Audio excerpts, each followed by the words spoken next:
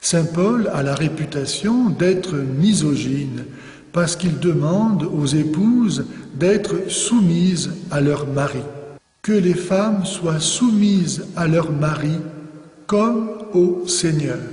Mais ce qu'il faut remarquer, c'est que non seulement Saint Paul insiste, mais qu'il n'est pas le seul apôtre à le faire, car Saint Pierre lui-même, dans sa seule première épître, répète les choses à 2 fois.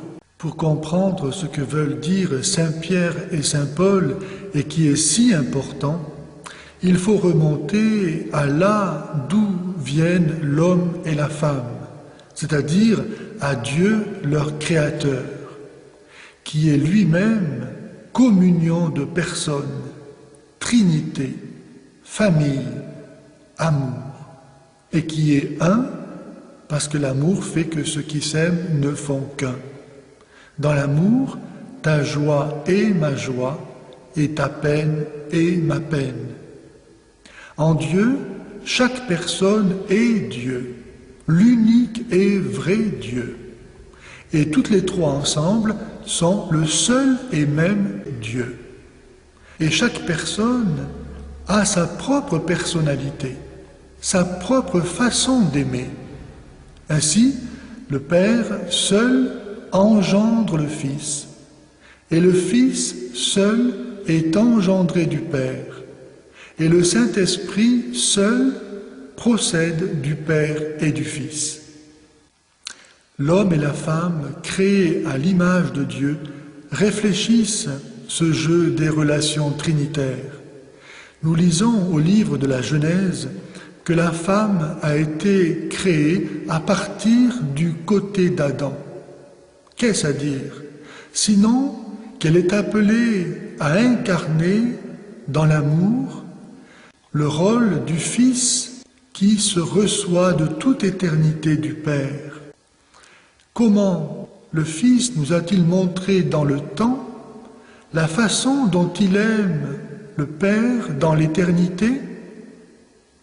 Il nous l'a montré en particulier à Gethsémani, lorsque la passion s'approche, elle que redoute sa nature humaine, et qui lui fait prier le Père en disant « Père, si c'est possible, que cette coupe s'éloigne de moi, cependant non pas comme je veux, mais comme tu veux. » Ainsi, l'épouse est appelée à incarner l'amour en renonçant, le moment venu, à sa volonté propre pour faire celle de son mari et créer ainsi l'unité de leur couple au prix de son sacrifice. Pourquoi elles, diront certains? Pourquoi seules les femmes devraient-elles incarner l'amour de cette façon? À quoi nous répondons? Et pourquoi seul le Fils est-il le Fils? De même qu'en Dieu, aimer et recevoir, ce n'est pas être plus ou moins, car le Fils n'est pas moins Dieu que le Père, avec qui il est un seul et même Dieu.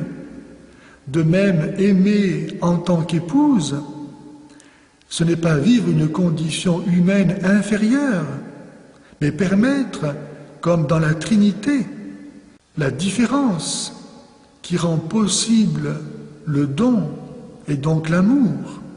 Telle est la façon particulière des épouses d'aimer, imiter, incarner l'amour du Christ pour le Père.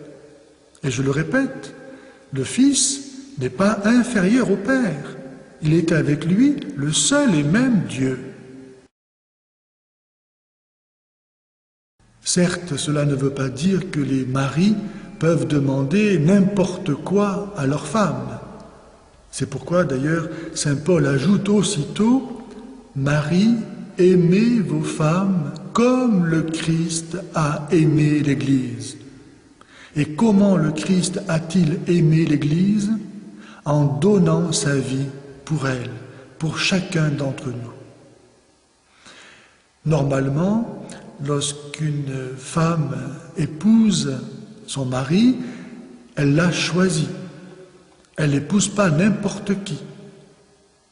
Elle a choisi celui en qui elle a confiance, qu'elle sait l'aimer comme le Christ a aimé l'Église.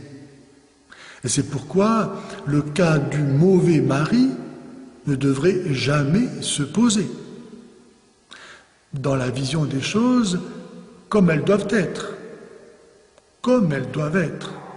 Car un modèle se bâtit toujours, non pas à partir de ce qui ne devrait pas être les mauvais maris, mais à partir de ce qui doit être, c'est-à-dire les bons maris.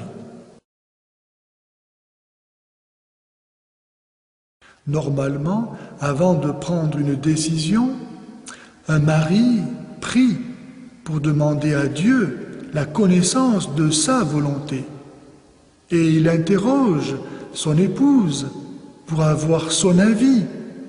C'est ainsi que l'épouse sait qu'elle est partie prenante dans la décision qu'il engage elle-même. Toujours est-il qu'un mari qui reçoit de son épouse ce témoignage d'amour qui est le sacrifice de sa volonté propre pour faire sa volonté à lui, reçoit tout ce dont il a besoin pour être heureux en tant que mari. Sachez-le, mesdames, rien ne peut davantage détruire un mari que de voir sa femme manquer de confiance en lui. Un mari qui reçoit ce témoignage, comment ne se sentirait-il pas en retour conduit à aimer encore davantage son épouse?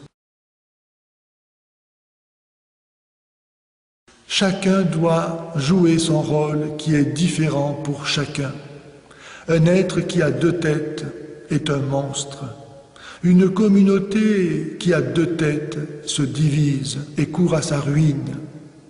Ainsi, l'épouse réalise l'unité de sa famille en acceptant le sacrifice de sa volonté propre pour faire celle de son mari, lui donnant ainsi de quoi réaliser son propre rôle d'époux et de chef de famille.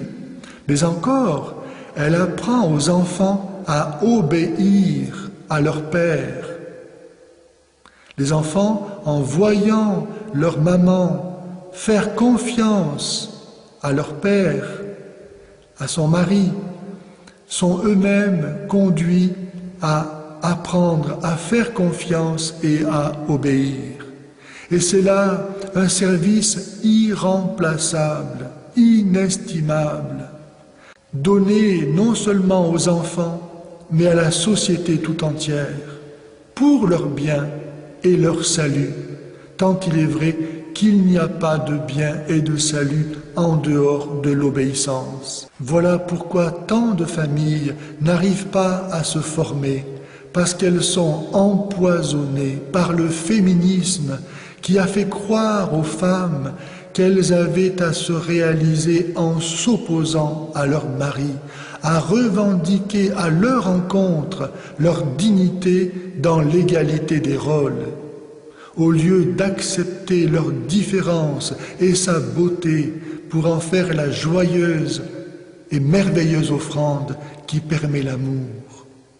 C'est ainsi qu'une épouse qui aime son mari et se sait aimer de lui n'a aucune difficulté à faire la volonté du Seigneur en faisant la volonté de son mari.